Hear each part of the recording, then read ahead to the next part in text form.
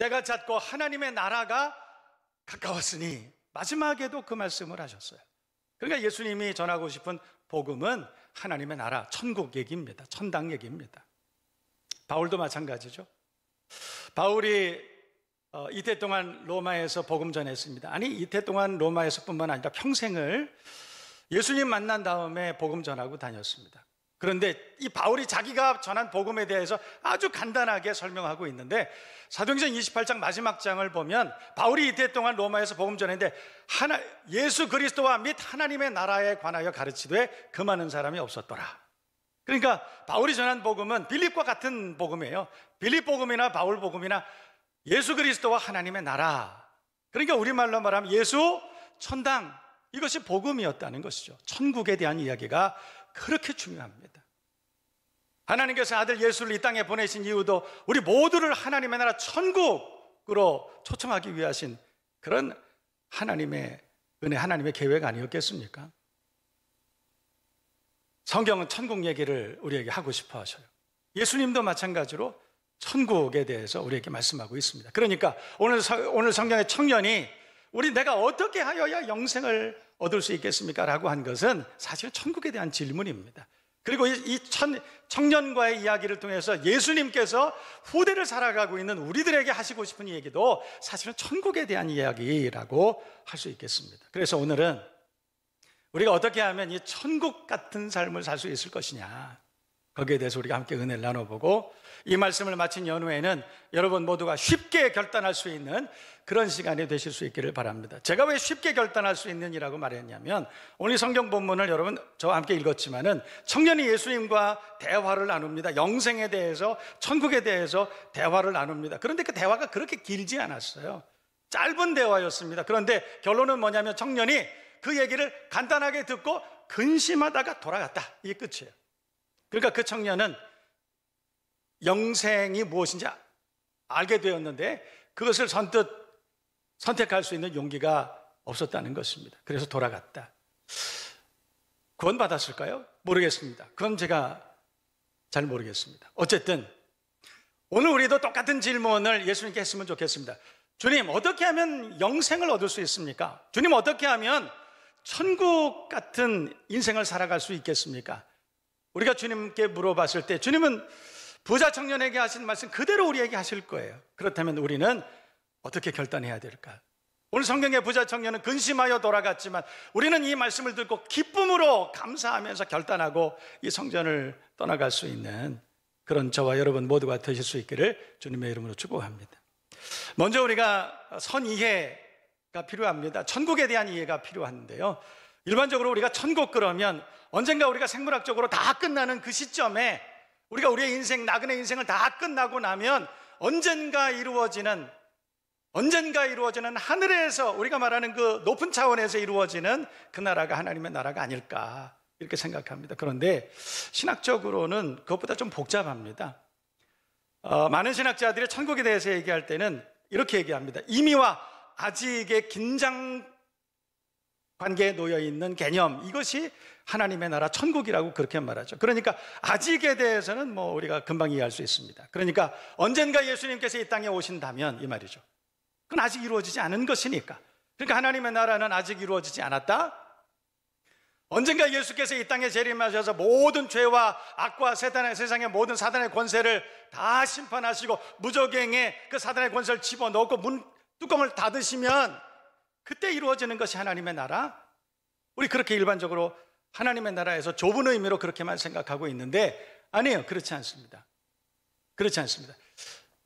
많은 신학자들은 성경을 통해서 어떻게 정리하고 있는가 하면 하나님의 나라는 아직 이루어지지 않은 것도 분명하지만 이미 이루어졌다는 것이에요. 이미와 아직의 긴장관계 속에 우리가 살고 있다.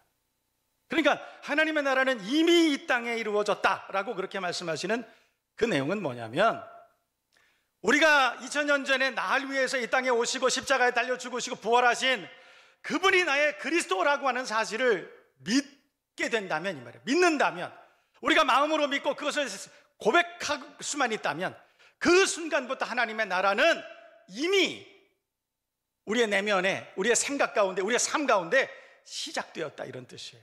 이해되시면 아멘.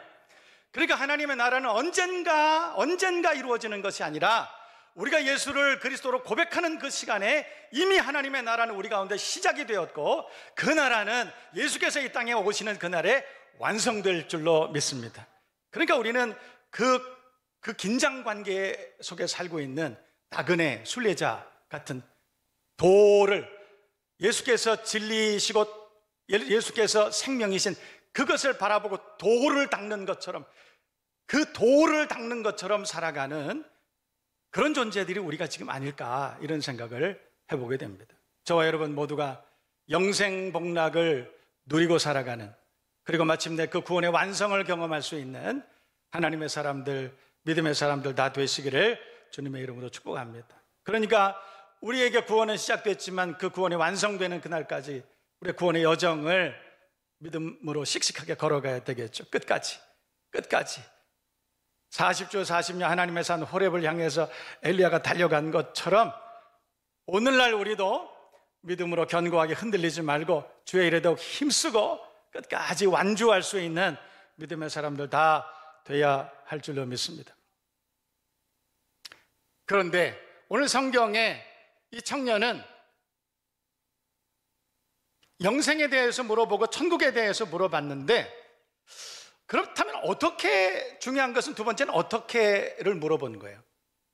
그러니까 천국은 그런 것인데, 예수님을 만난 이 부자 청년이 뭐라고 물어봤냐면, 그렇다면 그 하나님의 나라, 그 천국을, 그 영생복락을 누리는 삶을 어떻게 이룰 수 있느냐고 물어본 거예요. 어떻게? 굉장히 중요한 질문을 한 것입니다. 그랬더니 예수님께서 하신 말씀은, 자, 성경 볼까요? 17절 하반절에 보면, 내가 생명에 들어가려면 계명들을 한번 지켜볼래? 계명들 한번 지켜볼 수 있겠니? 물어본 것이죠. 그랬더니 이 청년이 대답한 것은, 그 계명이라고 한다면 저는 이 계명 정도는 정말 잘 지키고 있습니다. 예수님께서 말씀하시는 내가 지켜야 되는 계명, 그게 뭘까요? 뭡니까? 그래 물어봤더니 예수님께서 대답하신 것은 18절 19절 말씀 보면 10계명입니다. 10계명입니다. 이 10계명을 지키라. 그러면 네가 생명을 얻을 것이다. 이렇게 말씀한 거죠. 그랬더니 이 10계명 다 지키고 있습니다. 이렇게 얘기했죠. 그러니까 이 청년이 그때 당시에 유대 사회는 계명을 지키면 구원을 얻을 수 있다, 이런 논리로 살고 있었습니다. 그러니까 다음 세대에 구전되는 하나님의 말씀이 계속해서 선포되고 있는데, 그게 다 우리가 살아가면서 지켜야 되는 우리의 삶의 행위에 관한 것들이 대부분이었습니다. 그래서 그걸 지키면 구원을 얻을 수 있다라고 그렇게 가르친 것이죠. 이 청년도 어떻게 보면 그 시대의 편견이었을 겁니다. 그런데 그 말씀을 자기는 어렸을 때부터 들은 거예요. 그래서 이 계명을 지키면 내가 영생을 얻을 수 있다는 믿음의 확신을 가지고 나름대로 그렇게 살아온 것이죠. 그러면서 그 계명이 어떤 것인지 거기에 대해서 뭐 특별히 묵상하거나 특별히 뭐 연구하거나 뭐 고민해보나 아마 그러지는 않았을 것 같아요. 그냥 하나님을 경외하라, 내 이웃을 사랑하라, 그럼 그렇게 하는 그 조항을 그냥 기계적으로 아마 지키고 살아왔던 것 같습니다. 그러다가 오늘 예수님께서 그걸 지켜야 되지 않겠니? 이렇게 물어봤을 때 너무 자신 있게 대답한 거예요. 주님, 내가 이 계명이라 그러면 정말 지금까지 잘 지키고 있습니다. 그랬더니 그래? 저는 이 예수님과 이 청년과의 대화에서 예수님의 표정을 잠깐 상상해 봤습니다. 이 계명 정말 잘 지키고 있습니다. 그랬을 때 예수님이 아마 슬쩍 미소를 지으셨을 것 같아요, 제 생각에는.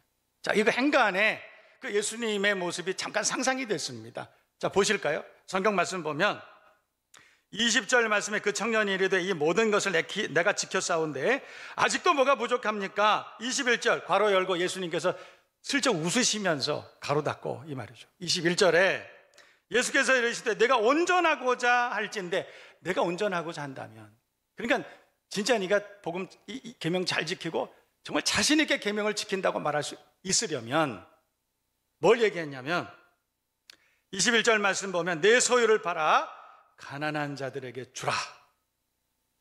그리하면 하늘에서 보화가 내게 있으리라. 그리고 와서 나를 따르라. 이렇게 말씀하신 거예요. 그러니까 내가 가지고 있는 보물, 보화, 재물 이거 있으면 다 팔아서 가난한 자들에게 다 주고 그리고 나를 따르라.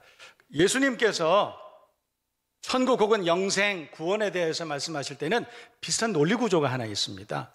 여러분, 오늘 우리가 19장을 보고 있는데 바로 앞에 16장에 베드로를 만나서 하신 말씀이 있잖아요. 베드로를 만나서 뭐라고 그러셨냐면, 나를 따르려거든 자기를 부인하고 자기 십자가를 지고 나를 쫓을 것이다, 이렇게 말했어요. 그러니까 예수님이 항상 강조하시는 천국이나 영생에 대한 논리 구조의 첫 번째 전제 조건은 자기 부인이에요. 자기 부인입니다. 자기라고 하는 것은 뭘까요? 평소에는 잘 안 보이죠. 평소에는 내가 누군지 잘 몰라요. 그냥 자기라 그러면 형식적으로 나는 이름이 뭐고 어디 살고 그렇게 대답할 수 있겠지만, 그거는 자기 아주 그 일부분 아니겠어요? 형식적인 자기 아니겠습니까? 진짜 자기는 뭐예요? 어느 날 누군가 나를 자극했을 때 쑥 올라오는 게 이게 자기 아니에요? 본 길티 아닙니까? 죄인된 우리의 정체성 아니에요? 그러니까 자기를 부인한다고 하는 것은 죄된 자기의 정체성, 자기 자신을 먼저 부인하는 것을 의미하는 것이 아닐까. 그러니까 우리가 예수를 따르려면 자기를 부인하고, 그러니까 죄된 자기의 본성을 다 부인하고 그런 연후에야 나를 쫓을 것이니라, 그렇게 말씀하신 것 아닐까요? 오늘 이 부자 청년을 향해서도 똑같은 논리 구조로 말씀하고 있는 거예요. 진짜 네가 나를 쫓기를 원하느냐? 진짜 네가 영생을 얻기를 원하나? 네가 정말로 천국 같은 인생을 살아가기를 원하니? 그렇다면 너 가진 재물을 다 팔아서 나누어주고 없애버리고 자기를 부인하고 나를 한번 쫓아와봐. 나를 따르라 하시니, 이렇게 말씀하고 있잖아요. 그랬더니 이 말을 들은 부자 청년이 근심하다가 떠나갔다. 그러니까 수용하지 못한 거죠. 예수님께서 제안하신 영생을 얻을 수 있는 방법을 알았지만 알고 나니까 너무 힘든 거예요. 못하겠다 생각되니까 아마 돌아가는 것이 아닐까요? 오늘 이 말씀에 여러분 동의하십니까? 저와 여러분 모두가 비슷한 감정, 비슷한 생각을 이 부자 청년과 함께 하시나요? 그럴 수 있습니다. 그러나 오늘 이 말씀을 듣고 우리의 가치가 새롭게 전환되는 그런 기회가 되실 수 있기를 주님의 이름으로 축복합니다. 여러분, 이 부자 청년이 왜 예수님의 말씀을 듣고 슬그머니 돌아갔을까요? 너무 분명하죠. 돈을 포기할 수 없었기 때문이죠. 재물을 포기할 수 없었기 때문이죠. 그래서 오늘 예수님께서는 부자 청년과 함께 이야기한 다음에 그 다음에 바로 제자들과 얘기합니다. 사실은 이 부자 청년과 얘기하는 이 대화는 청년에게 하고 싶었던 얘기는 아니었던 것 같습니다. 왜냐하면 이 청년은 그냥 돌아갔으니까. 그렇다면 이 말씀은 실제로 예수님께서 누구에게 하시고 싶은 얘기였을까요? 저는 첫 번째로 이 제자들이라고 생각합니다. 왜냐하면 이 부자 청년과 얘기할 때 그 제자들이 바로 옆에 있었으니까. 그리고 나서 후대에 우리가 이 말씀을 대하게 되니까 결국은 우리에게 하시고 싶은 말씀이 아니었을까? 그래서 이 제자들에게 하신 말씀이 마태복음 16장에 있는 말씀과 같은 겁니다. 자기를 부인하고, 이 말이에요. 그리고 하신 말씀이 이 본문이 바로 끝난 다음에 부자가 하나님 나라 가는 것은 낙타가 바늘기로 들어가는 것보다 더 어렵다. 여러분, 낙타가 바늘기 들어갈 수 있어요, 없어요? 뭐 여러분 가운데는 바늘기를 너무 크게 하면 낙타도 들어갈 수 있잖아요. 이런 거 말고, 이 비상식적인 이런 얘기 말고 낙타는 바늘기 들어갈 수 없어요. 그렇다면 부자가 하나님 나라 들어갈 수 있나? 예수님은 딴 얹고 들어갈 수 없다라고 얘기하는 거예요. 이거 사실 중요한 얘기입니다. 그런데 왜 들어갈 수 없을까? 왜냐? 모든 부자는 하나님 나라 들어갈 수 없다라고 한 것이 아니에요. 여기 부자가 상징하는 것이 뭐예요? 부자라고 하는 단어가 우리에게 시사하는 게 뭐예요? 그건 뭐냐면 그 사람은 평생을 돈만 보고 달려온 사람을 부자라고 그렇게 정의하고 있기 때문에 그렇습니다. 돈이면 다 되는 거예요. 돈이면 못하는 게 없는 거예요. 세상에 살아가면서 돈이 모든 인생의 비밀, 모든 인생의 문제를 풀 수 있는 마스터키라고 생각하고 있는 거예요. 그런 사람을 오늘 상징적으로 부자라고 그렇게 얘기했습니다. 그런 사람들은, 다시 말해서 세상의 재물을 가장 높은 상위의 가치로 여기고 살아가는 사람들은 하나님의 나라 갈 수 없다. 그러니까 천국은, 여러분, 이제부터 우리가 중요한 결론에 도달하려고 합니다. 여러분, 천국은 가치의 문제입니다. 이 청년은 어렸을 때부터 계명 다 지키고 살았어요. 간음하지 말라, 도적질하지 말라, 살인하지 말라 지켰습니다. 그런데 그거 돈 드는 계명입니까? 소극적으로 할 수 있는 것은 돈 안 드는 거 다 할 수 있어요. 아니 돈이 적게 드는 거 다 할 수 있어요. 그런데 전체를 다 내놓으라 그러니까 못한 거예요. 소극적으로 할 수 있는 것은 얼마든지 그냥 묵인하고 미필적 고의 같은 그런 것들이죠. 그냥 할 수 있어요. 근데 적극적으로 뭘 좀 해보라, 못하는 거예요. 왜냐? 가치가 달랐기 때문이죠. 이 부자 청년은 평생을 아마도 돈을 벌려고 애를 써서 살았을 겁니다. 그래서 성취했을 것입니다. 그런데 그걸 다 내놓으라고 그런 것입니다. 자기가 생각하는 가장 높은 가치가 돈이었는데, 세상이었는데, 권력이었는데, 쾌락이었는데 그걸 포기하라 그런 거예요. 자기 부인을 하라고 한 것입니다. 자기 부인이 어려운 거예요, 여러분. 어렵습니다. 어떻게 보면 오늘 성경 말씀을 보면 불가능하다, 불가능.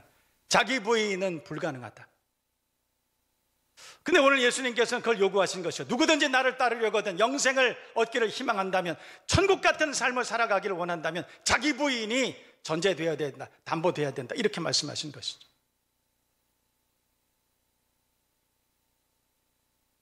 하나님께서 인생을 지으실 때 어떤 구조로 지으셨냐면, 인생은 상위의 가치를 위해서 하위의 가치를 포기하는 존재로 만드셨어요.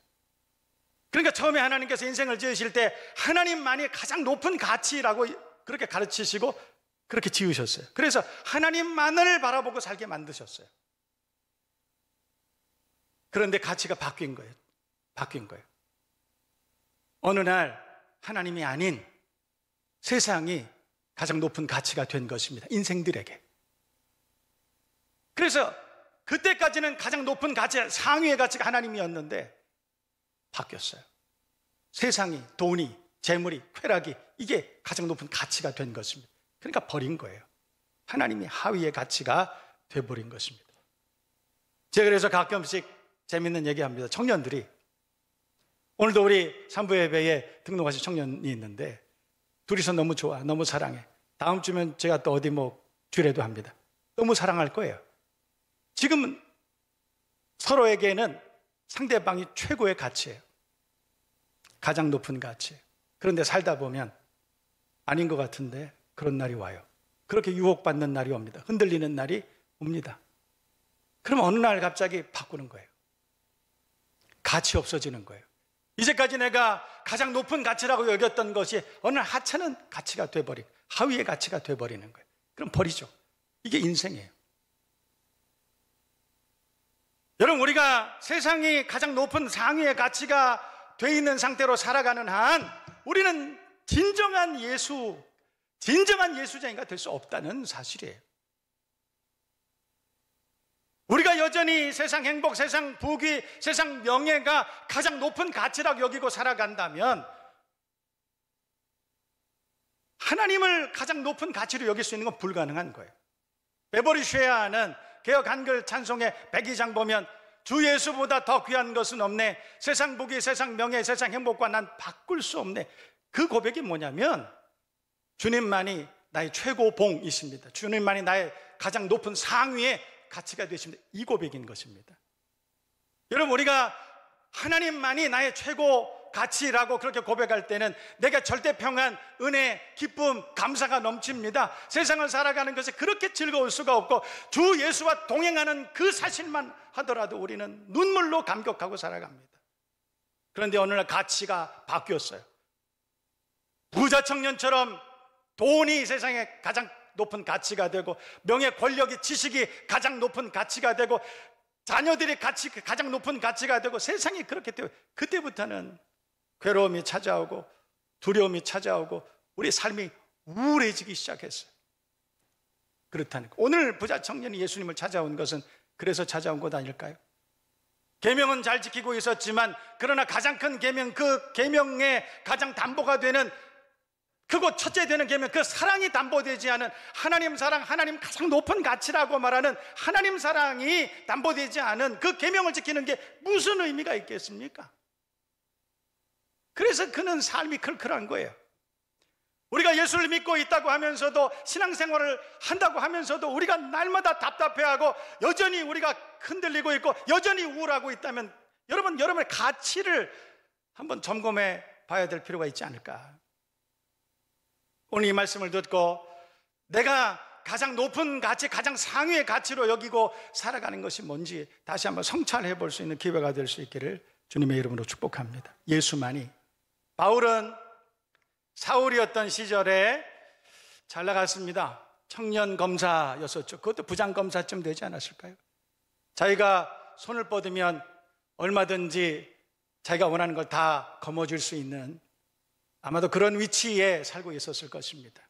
그런데 어느 날 이 청년 사울이 다마스커스로 가는 길에 예수당을 어떻게 해서라도 다 잡아다가 그 자리에서 처형하고자 하는 그 불같은 열정을 가지고 다마스커스로 가다가 예수님께서 사울을 만나 주셨어요. 불쌍하지 않습니까? 그때 사울은 예수님을 만나고 바울이 됩니다. 그의 가치가 전환된 것이에요. 예수님을 만나고 가치가 전환됐어요. 그래서 그는 이후에 빌립보서 3장을 보면 내가 그리스도 예수를 아는 지식이 가장 고상함을 인하여 내가 이제까지 자랑으로 여기고 있었던 모든 것들을 배설물로 여기고 오히려 해로 여긴다, 이렇게 고백합니다. 그리고 내가 예전에는 그 권력이나 지식이나 세상에 내가 이루어놨던 그것들을 통해서 내가 나를 입증하고자 하고 나를 발견하고자 했지만 이제는 내가 예수 안에서 내가 발견되기를 원한다, 이렇게 고백하고 있다는 거예요. 여러분, 이게 진짜 아니에요? 이게 진짜 예수쟁이 아닙니까? 여러분, 오늘 이 말씀을 통해서 제가 여러분들에게 도전합니다. 진짜 예수를 믿으려면, 아니 그냥 예수 믿는다고 하는 것이 여러분에게 그렇게 달갑고 반갑고 기대되는 그런 명제가 아니라면 제가 이렇게 말할게요. 만약에 여러분들이 영생복락을 얻기를 원한다면, 아니 이 땅을 살아가면서 천국 같은 삶을 살아가기를 원한다면 우리가 가지고 있는 저급한 이 가치가 전환돼야 된다는 것이에요. 우선순위가 변화돼야 된다는 것입니다. 그러면 도우실 것입니다. 그러면 채워주실 것입니다. 그러면 바꿔주실 것입니다. 믿으시면 아멘. 여러분 모두가 전환되는 변화의 은혜를 경험할 수 있기를 주님의 이름으로 축원합니다. 그런데 문제는 이게 안 돼요. 자기 부인이 어려운 거예요. 이거는 사실은 불가능해요. 자기 부인은 불가능한 것입니다. 오늘 성경에, 오늘 본문 우리가 22절까지의 말씀을 함께 봤지만 그 뒤에 제자들이 물어봅니다. 어떻게 하면 그렇게 될 수 있나요? 여러분, 그때 예수께서 하신 말씀이 뭐냐면 너희들은 할 수 없지만 하나님만이 할 수 있어. 주의 성령이 내게 임하셔야만 내 생각 마음을 바꿔주시고 내 가치 바꿔주시고 내 정체성을 바꿔주시는 은혜가 임할 수 있다, 이렇게 말씀하고 있습니다. 하나님만이 하시는 것이요. 얼마나 오랫동안 예수 믿었느냐가 중요한 것은 아니에요. 얼마나 오랫동안 교회를 위해서, 주의 복음을 위해서 내가 얼마나 많은 공력을, 잉여 공덕을 가지고 있느냐, 이것이 중요한 것이 아니에요. 하나님의 성령이 우리에게 임하셔서 회개의 영을 부어주시고 성결케 하시고 가치를 전환시켜 주시는 은혜가 여러분 모두에게 일어나기를 주님의 이름으로 축복합니다. 그렇다면 우리가 그런 가치의 전환을 경험하고 우리의 삶의 우선순위가 변하고 오직 예수만이 나의 삶의 주인이 되시고 그의 주권 안에 사는 것이 가장 깊고 높은 행복이라는 것을 고백하는 그 순간에 오늘 성경에 우리에게 이런 것을 약속하고 있어요. 오늘 본문 이후에 예수께서 제자들에게 하신 말씀은 첫 번째는 내가 하늘 보좌를 너희에게 줄 것이다. 언젠가 구원의 완성이 일어나는 그날에 심판의 보좌에 같이 앉게 해주시고 그래서 그 권세를 영원히 누리게 해주실 것이다. 뿐만 아니라 이 땅에 살면서도 우리에게 주시는 기름진 복을 약속하고 있다는 것입니다. 여러분, 가치가 변화되고 예수만이 나의 그리스도시요, 예수만이 하나님의 아들이시요, 예수만이 나의 가장 높은 가치라고 고백하면 어떤 사람들은 생각하기에 우리가 세상에서 손해보고 핍박받고 조롱당하고 우리가 루저로 살아가야 되는 것 아니냐, 이렇게 불안한 생각을 하시는 분이 있어요. 천만의 말씀. 우리가 예수를 그리스도로 분명히 고백하고 그리고 예수께서 가장 높은 상위의 가치임을 분명히 인정하고 예수만이 나의 구원자라고 그렇게 고백하고 살아간다면 이 땅의 구원의 완성이 이루어지는 그날에 우리에게 심판의 보좌를 거기에 앉게 해주시는 은혜뿐만 아니라 우리가 살아가는 동안에도 기름진 복으로 함께해 주실 줄로 믿습니다. 우리 하나님은 공급자시고 보호자시고 인도자이신 줄로 믿습니다. 그러므로 예수님을 붙잡고 예수만이 나의 모든 것 되심을 고백하고 믿음으로 승리하고 견고하여 흔들리지 않고 주의 일에 더욱 힘쓸 수 있는 저와 여러분 모두가 되실 수 있기를 주님의 이름으로 축원합니다.